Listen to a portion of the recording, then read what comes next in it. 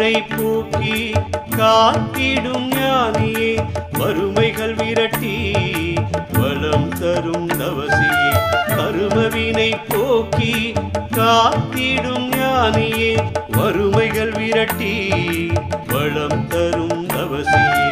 துறையூர் வாழ் எல்லை தேவர்கள் வியந்திட, துறையூர் வாழ் எல்லை தேவர்கள் வியந்திட, நிறைவுற சேவை செய்திடும்